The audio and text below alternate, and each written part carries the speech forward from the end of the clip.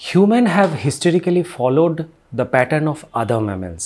একদম সোজা বাংলা ভাষায় বলতে গেলে মানুষ অন্যান্য স্তন্যপায়ী জীবেদের মতনই বিভিন্ন রকম ছক, বিভিন্ন রকম প্যাটার্ন বা বিভিন্ন রকম আদব কায়দা ফলো করে বা একই রকম হয়। উদাহরণস্বরূপ বলা যায় যে বাচ্চারা মায়ের কাছেই শোয়া সব থেকে বেশি প্রেফার করে। এখন সেই জন্যেই রুম শেয়ারিং, বেড শেয়ারিং এ ব্যাপারটা চলে আসে। এর পেছনে অনেকগুলো কারণ আছে।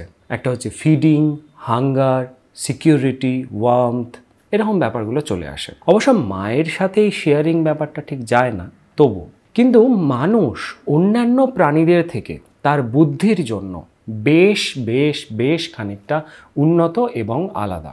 সেরকম জটিলতা অনেক বেশি। রাত 2টোর সময় যখন আপনার শিশুটি বা আপনার বাচ্চাটি ঘুমিয়ে পড়ল, তখন আপনি বিছানায় বালিশে মাথা ফেললেন।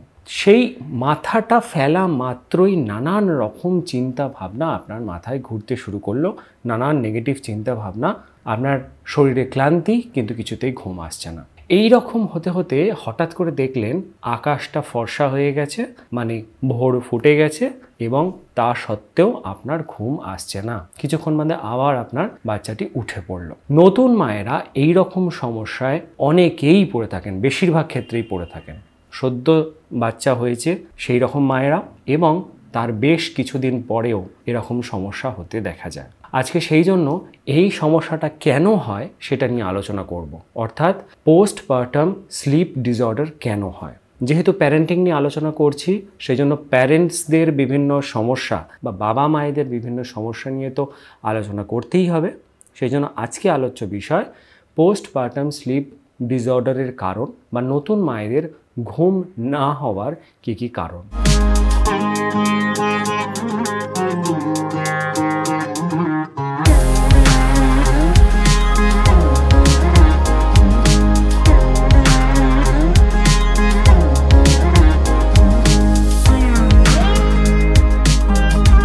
পোস্টপার্টাম স্লিপ ডিসঅর্ডার এই সমস্যাটা মায়ের ইমিউনিটি, মায়ের খাবার হজমের ক্ষমতা, মানসিক অবস্থা, ব্রেস্ট ফিডিংয়ের রুটিন, এই সব কিছুকেই প্রভাবিত করে। এমনকি দেখা গেছে যে ব্রেস্ট মিল্কের কম্পোজিশন পর্যন্ত চেঞ্জ করে দেয়। গবেষণায় দেখা গেছে যে এই পোস্টপার্টাম স্লিপ ডিসঅর্ডার পোস্টপার্টাম ডিপ্রেশনের ঝুঁকিও বাড়িয়ে দেয়। আমরা অনেক সময় আশপাশে এরকম অনেক খবর পাই যেখানে নতুন মায়েরা মারাত্মক কিছু করে ফেলেছে, খারাপ কিছু করে ফেলেছে। আমরা কারণটা সাময়িকভাবে বুঝতে পারি না, কিন্তু সেটার পেছনে পোস্টপার্টাম ডিপ্রেশনের ঝুঁকি বা প্রভাব থাকে। পোস্টপার্টাম ডিপ্রেশন খুবই খারাপ একটা পরিস্থিতি, যার জন্য মায়েদের, নতুন মায়েদের মানসিক অবস্থা খুবই বিকারগ্রস্ত হয়ে যায়। বলা হয় এই পোস্টপার্টাম স্লিপ ডিসঅর্ডারের সমস্যাটা মোটামুটি 6 থেকে 8 মাস অবধি থাকে, তারপরে নিজে নিজে ঠিক হয়ে যায়। কিন্তু এখন দেখা যাচ্ছে 1-2 বছর অবধিও রয়ে গেছে। গবেষণার মাধ্যমে এই পোস্টপার্টাম স্লিপ ডিসঅর্ডারের অনেকগুলি কারণ খুঁজে পাওয়া গেছে। যে কারণের মধ্যে প্রথমেই আসছে হরমোনের অসামঞ্জস্যতা। এখন হরমোনের অসামঞ্জস্যতাটা সামঞ্জস্যতা থেকেই আসে। অদ্ভুতভাবে এটা একটা স্বাভাবিকভাবে হওয়া কারণ থেকে তৈরি হওয়া একটা কারণ। ব্যাপারটা আর একটু বুঝিয়ে বলি। নতুন মায়েদের শরীরে নানান রকম চেঞ্জেস আসে, যার জন্য হরমোনের কিছু মাত্রা বেড়ে যায়, যেটা স্বাভাবিকভাবেই হয়। উদাহরণস্বরূপ বলা যায় ইস্ট্রোজেন, প্রোজেস্টেরন, প্রোল্যাকটিন, মেলাটোনিন, এরকম কিছু হরমোন আছে যেটা প্রধানত মাত্রায় বেড়ে যায় ব্রেস্ট ফিডিং বা ব্রেস্ট মিল্ক তৈরি হওয়া এই ব্যাপারগুলোকে সাপোর্ট করার জন্য। কিন্তু আমাদের শরীরে যেহেতু এই হরমোনের সংখ্যা সীমিত, সেই জন্য এই হরমোনগুলোর মাত্রা বেড়ে যাওয়ার কারণে অন্যান্য হরমোনগুলোর উপরে প্রভাব বিস্তার করে। স্বাভাবিকভাবে মুড সুইং, খিটখিটে ভাব, বেবি ব্লুজ, ফ্যাটিগ বা ক্লান্তি ভাব, এই রকম সমস্যাগুলো মাথা চাগার দেয়। এরকমই স্বাভাবিকভাবে হওয়া আরেকটা কারণ হলো সার্কাডিয়ান ডিসরাপশন। ব্যাপারটাকে একটু ভেঙে বলি। আমাদের প্রত্যেকের শরীরে বডি ক্লক থাকে। এই বডি ক্লকের সঙ্গে নর্মাল ক্লকের ডাইরেক্টলি কোনো রিলেশন নেই। বডি ক্লক এমন একটা ক্লক বা এমন একটা ঘড়ি যেটা সূর্যালোকের উপরে নির্ভর করে কাজ করে। যখন সূর্যালোক থাকে তখন এই বডি ক্লকটাই আমাদের শরীরের প্রত্যেকটা কাজকর্ম, ইন্টারনাল যে কাজকর্মগুলো চলে সেগুলোকে অ্যাক্টিভেট করে দেয়, যার জন্য দিনের বেলা আমরা অনেক বেশি অ্যাক্টিভ থাকি এবং রাত্রেবেলা অনেক বেশি ইনঅ্যাক্টিভ থাকি, যেটার জন্য দিনের বেলা ঘুম পায় না, রাত্রেবেলা ঘুম পায়।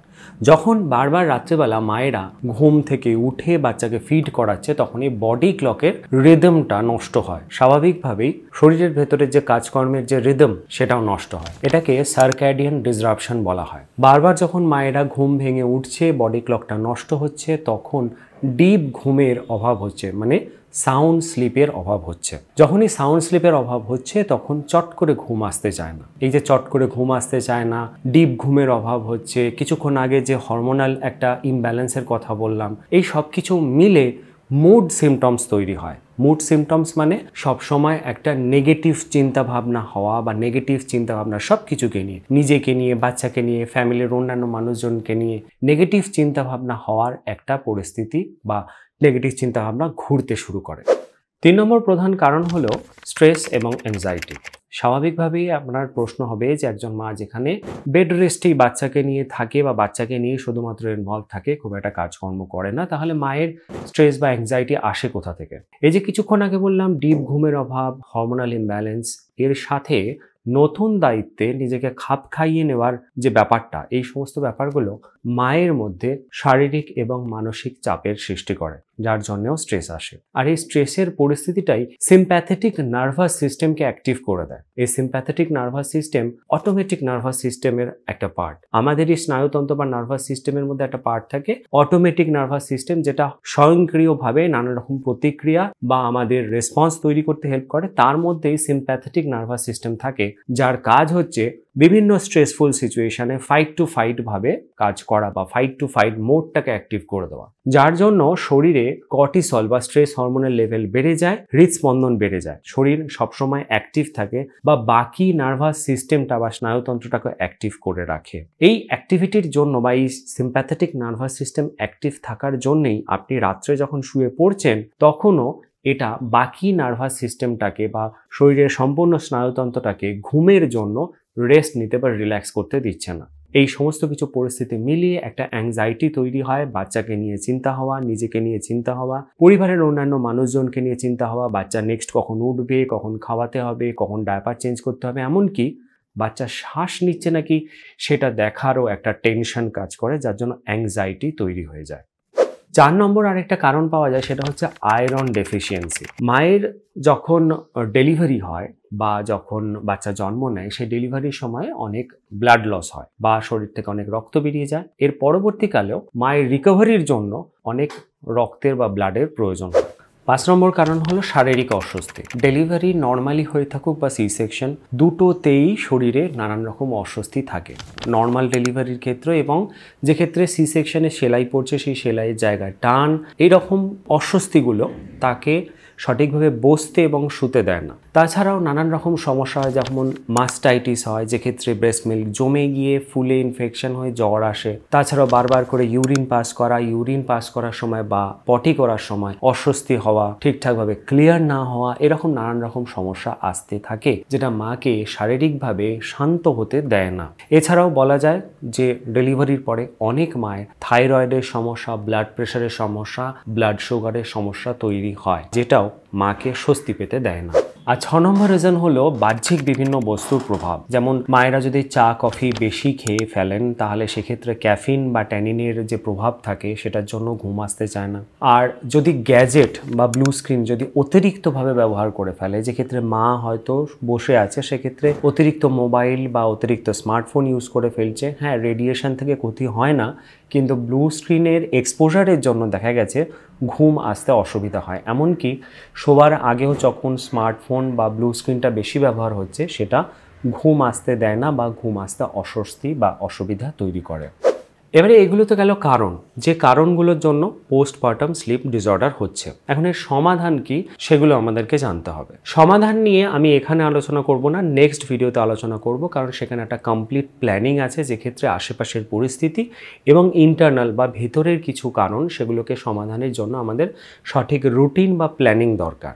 নেক্সট ভিডিওতে সেগুলো নিয়ে আপনাদের সামনে উপস্থিত হচ্ছি। এই ভিডিওটা ভালো লাগলে একটা লাইক করে দেবেন, চ্যানেলটাকে সাবস্ক্রাইব করে বেল আইকনে প্রেস করে অল নোটিফিকেশানে ক্লিক করে দেবেন, তাহলে আমাদের নেক্সট ভিডিওটাও আপনাদের কাছে পৌঁছাতে থাকবে।